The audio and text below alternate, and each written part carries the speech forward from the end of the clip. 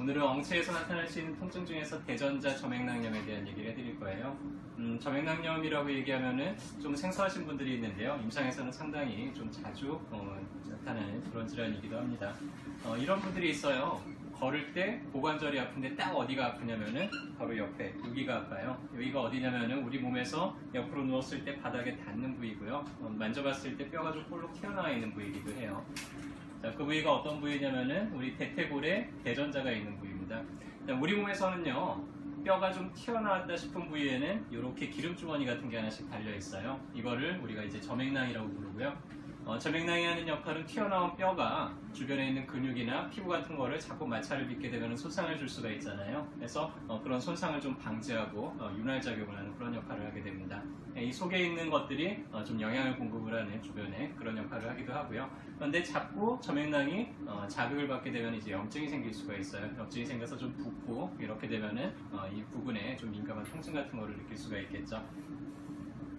자, 이 점액낭 바깥쪽으로 이 소둔근하고 중둔근이 내려가요. 그리고 대퇴근막장근이라고 이 무릎까지 쭉 연결되는 그 근육도 이 위를 지나가게 됩니다. 그래서 이 근육들이 힘을 쓰게 되면은, 이 근육들이 긴장이 되게 되면은 이 염증이 있는 대전자를 점액낭을 누르면서 그때 이제 통증을 느끼게 되겠죠. 주로는 걸을 때 이제 디딤발을 하는 쪽에 힘이 이제 가게 되죠. 그래서 걸을 때 디딤발을 할 때마다 좀 옆으로 욱신거리는 그런 통증이 나타난다든지, 또 염증이 있으니까 그 부위를 직접 닿으면 아프겠죠. 해서 돌아눕다가 옆으로 이렇게 딱 누울 때 그 부위가 바닥에 닿을 때 좀 아파서 잠들기가 어렵다든지, 주로는 이제 그런 식으로 호소를 하게 되고요.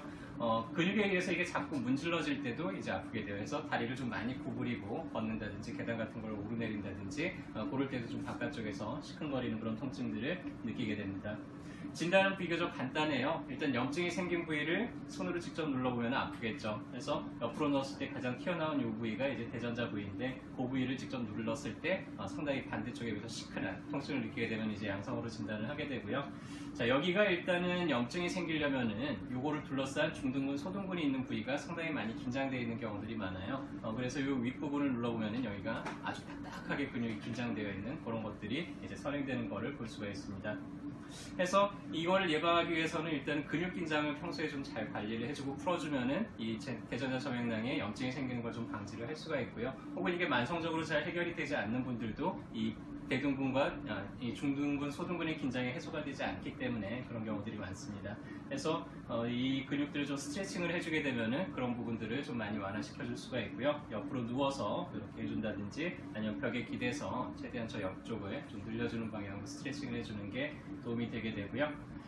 치료는 비교적 간단해요. 일단 긴장된 근육들을 침으로 직접 자극을 주면은 좀 빠르게 풀리게 되고요. 그 다음에 염증이 생겨있는 대전자 점액낭 부위를 약침을 놔서 그 염증들을 좀 빼내고 부종을 좀 제거를 해주고, 그러면은 몇 년씩 이렇게 아프셨던 분들도 상당히 몇 번의 치료로도 좀 쉽게 좋아지고 하는 편입니다.